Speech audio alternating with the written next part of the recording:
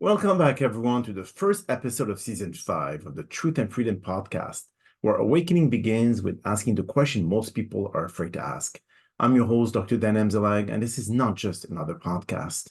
This is a journey into awareness, courage, and truth. As we're starting this new season, we're dividing into a topic that touches every one of us at some point in our lives, which is self-doubt. That quiet, relentless voice in your mind that whispers, "You're not good enough. You can't do this." Or, "Who do you think you are?" All this shows up in your career, your relationship, even in simple daily choices. And while it may feel personal at times, it's universal. Everyone experiences it. But here's the thing. Self-doubt isn't a sign that you're broken or weak. It's your mind trying to protect you.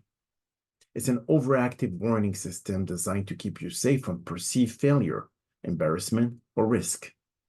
The problem is, in today's world, this protection mechanism often keeps us small instead of safe.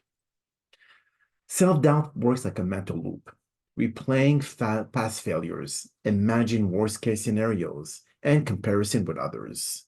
It whispers, "You don't deserve this," or "Someone else is better than you." And over time, if you don't interrupt it, this loop becomes your default mode.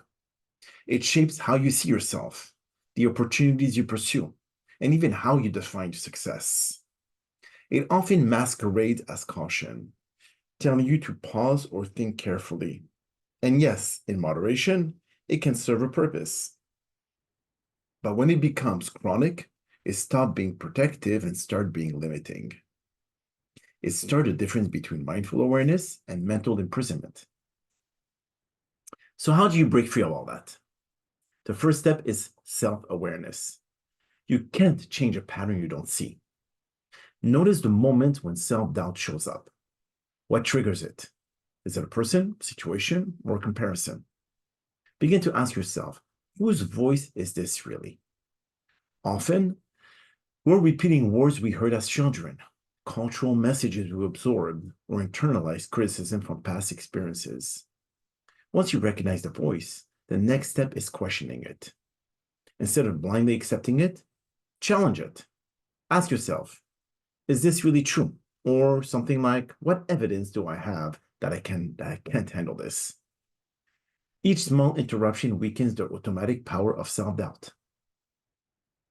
Another key tool is self-compassion. Many of us try to push through self-doubt with chill willpower, but that often backfires. Treat yourself as you would a close friend facing the same fears. Acknowledge the fear, validate your experience, and remind yourself that growth requires vulnerability. Self-doubt often diminishes when we meet it with kindness instead of judgment. And finally, take action despite the doubt. Self-doubt rarely disappears completely, and it's normal for it to show up when you step into new challenges. The magic happens when you act anyway.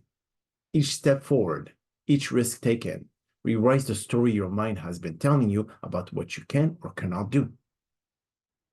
If you take one thing from today's episode, let it be this.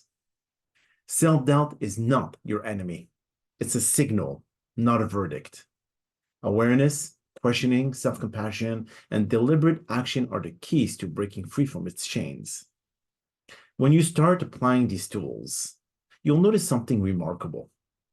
Opportunities that once felt impossible suddenly become accessible.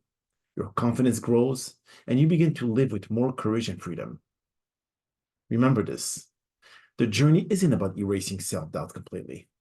It's about learning to act, thrive, and move forward even when it's there.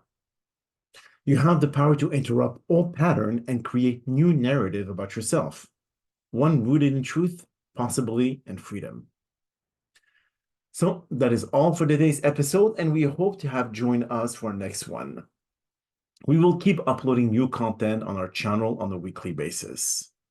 All of our episodes are all under 5 to 6 minutes long, so easy and quick to listen, but yet filled with valuable and relevant content we all need to take into consideration. Nothing in life happens without some involvement on your part for the things you can control. Dig deeper into your consciousness and figure out how you could have contributed to the things that happened.